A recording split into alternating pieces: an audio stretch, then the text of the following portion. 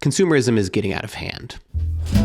Every day, sophisticated marketing schemes flood our feeds with newly created must-haves. Handheld banana slicers, miniature keyboard vacuums, shower hair catchers. They're cheap, they're novel, they look useful for about 5 seconds, and then they end up tossed in the trash. A growing slice of social media has turned into a 24/7 shopping channel, where cheap products go viral, clutter piles up, and the tactics used to hook us are getting harder to resist.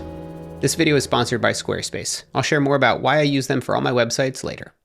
You know, I don't use social media too much these days, but sometimes my curiosity gets the best of me. And recently, oh boy, did I get a real treat. My algorithm took a hard turn into some of the most absurd, useless, and wasteful products I have ever seen.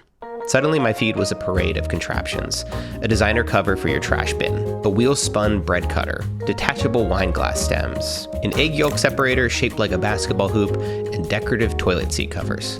When I was a kid, it felt like they made something new every day, like every day was Christmas. This bed tent is the perfect way to get more privacy and make date night more cozy. This soap dispenser sticks to your wall and holds enough shampoo, conditioner, and soap to last a year. This is a wearable sleeping bag, and it's great for staying warm whilst doing your daily tasks.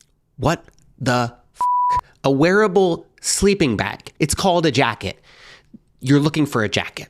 These products are the spiritual successors to the as seen on TV era, those infomercial gadgets that promise to solve problems you didn't know you had. Simply pour your favorite marinade into the flexible flavorizer, attach the needle, place into the Flavor Pro, and presto!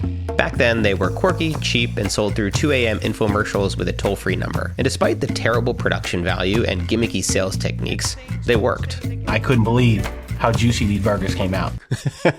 I'm sorry, this is one of my favorite clips. I watch so many infomercials. Something about this guy just kills me. Like, this is a paid actor. I can't believe how juicy these burgers came out. I couldn't believe how juicy these burgers came out. I can't believe how juicy these... Okay, I'm done. On social media, that same formula works even better. So-called internet entrepreneurs set up their phones, demo cheap products, cut their videos to trending audio, and hit publish. Pocahontas got me staring, got me wearing strange stuff. You think I'm loco?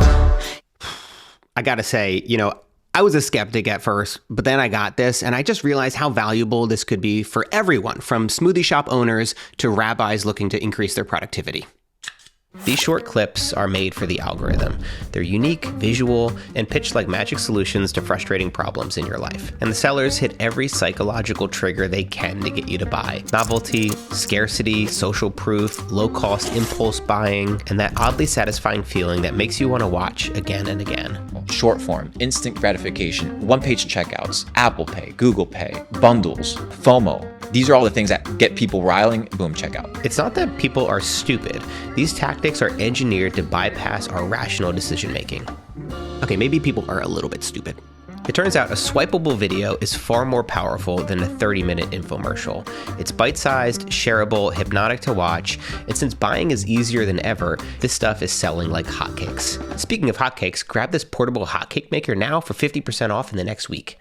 These ads, they come in hard, they come in fast, they're very convincing. So far, in the last 2 hours, I have purchased this car vacuum that has apparently NASA-level suction, this balance board, because my balance sucks, and this electric bird feeder, which takes glamour shots of the creatures in your backyard, because they make it so easy. It's just click, click, click, click, then it's yours. I didn't need any of this when I woke up this morning. This constant stream of micro infomercials is making it harder than ever to be intentional with our purchases. And the views on these videos are insane. Consider that electric crepe maker. It pulled in 135 million views. Click through to their profile, and what you'll see is that the same post has been uploaded over and over again.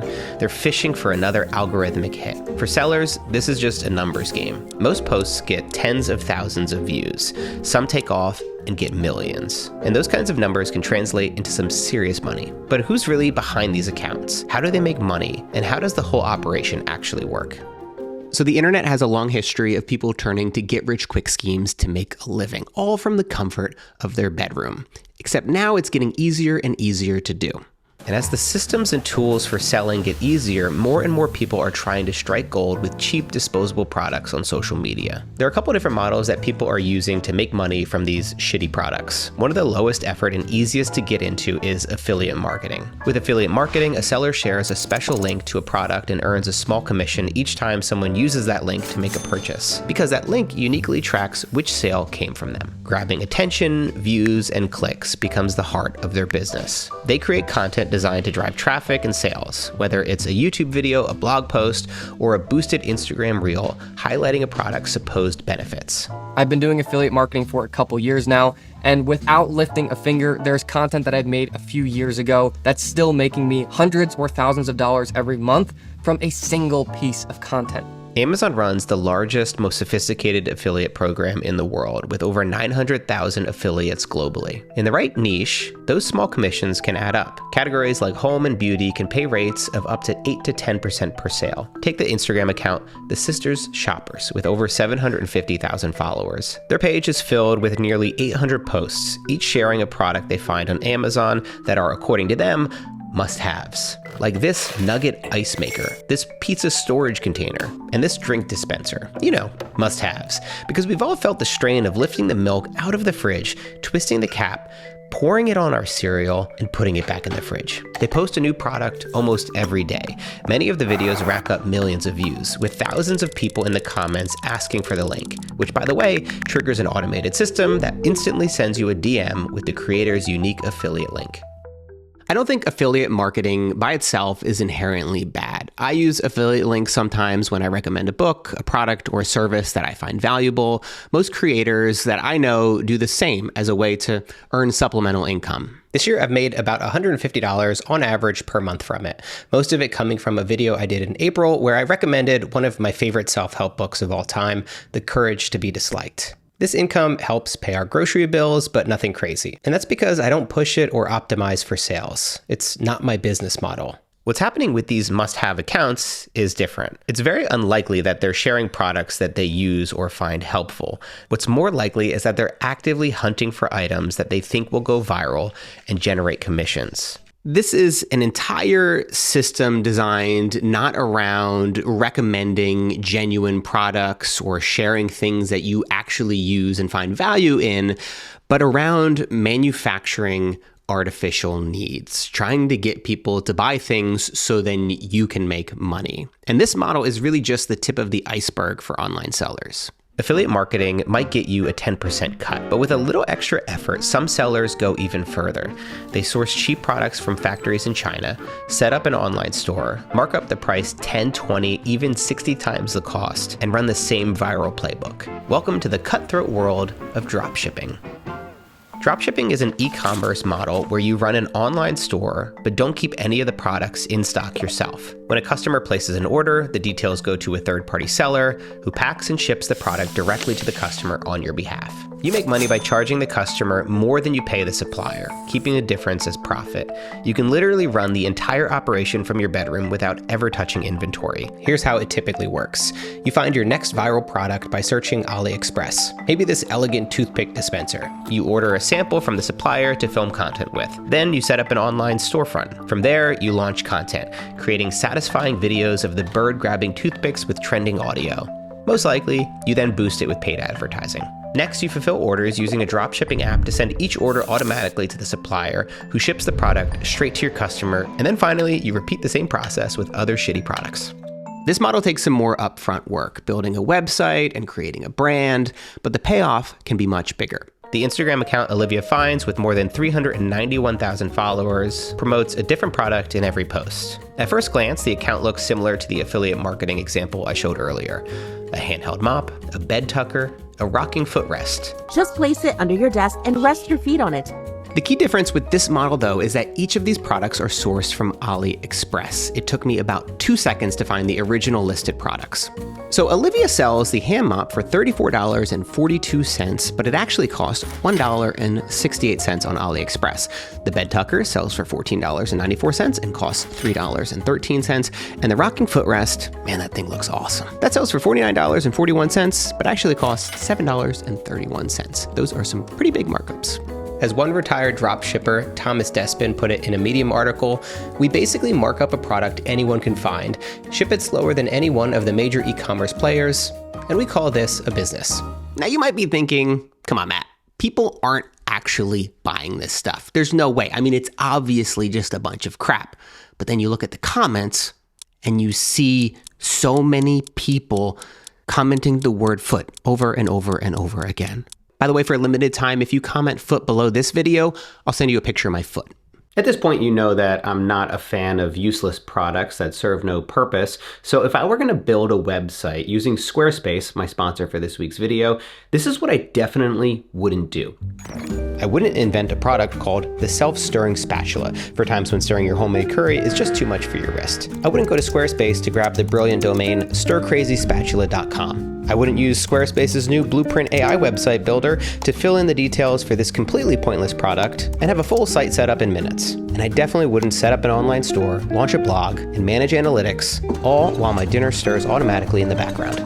Instead, I'd use Squarespace to build a website that hosts my content, course, and links, using it to help me run a business in a way that feels good to me. If you want to do the same, then go to squarespace.com to sign up for your free trial. And then when you're ready to launch, go to squarespace.com/MattDiavella to save 10% off your first purchase of a website or domain. Definitely don't use it to make a shitty product. Please don't do that. Now, before you get too excited, slap a logo on a banana phone cover and open up shop, there's something you should know. While some dropshippers have reportedly made hundreds of thousands, if not millions of dollars per year, more people end up going bust. Consider some of the comments on the business subreddit about dropshipping. You need to be a customer service black belt to dropship. Margins are low and volume has to be high. You spend most of your time fielding questions about products and late deliveries. The enthusiasm is there for selling, but so is the negativity and ability to adapt to people's needs beyond a salesman's point of view. Most people who make money from dropshipping aren't dropshipping at all, but selling courses on how to do it. The easiest way to spot these people, by the way, is that they do a fast zoom at the beginning of all their videos. There are hundreds, if not thousands, of people teaching others how to build these kinds of businesses. Michael Craig, founder of the Co-working Space Dojo, said of these gurus, "My main gripe is that you're selling a course for $6,000 to a person from middle America who's put all their funds into this, and you're teaching them to sell avocado slicers online with 40 other people who are also selling avocado slicers." While free native content posted directly to Instagram or TikTok can work for creators who already have an audience, most newcomers start with 0 followers and have to pay for ads just to get their product seen. That means that a 60 times markup on a toilet seat cover starts to erode pretty quickly once you factor in things like ad spending, payment processing, shipping fees, refunds, and customer service. In the end, a few people sure end up winning big, but the majority spend their time managing unhappy customers and watching their margins disappear. Underneath all this is the unspoken, slow-spinning wheel of consumerism.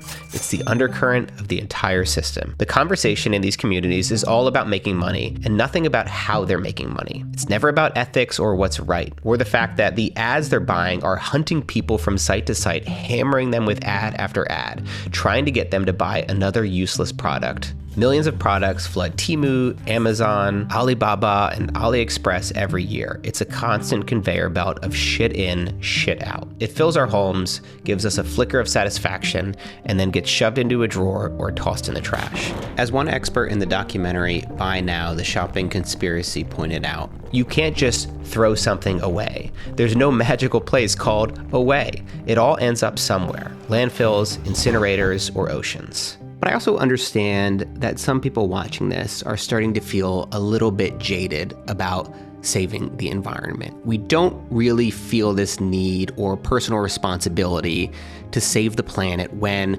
billionaires burn through more CO2 in a weekend than we ever could in a lifetime of purchasing cheap, shitty products online. I know I'm not perfect myself. I mean, I bought a banana slicer as a prop for this video, and you better believe that I'm gonna return that as a change of mind because Jeff Bezos. But I think there's another, more compelling and slightly selfish reason to stop buying this crap. And that's because it's all just a distraction.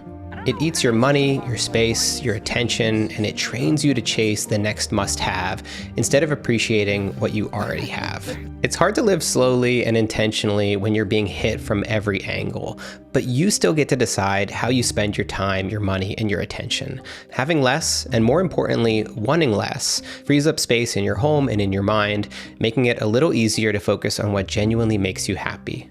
Then again, that banana slicer looked pretty cool. Pocahontas got me staring, got me wearing strange stuff. You think I'm loco?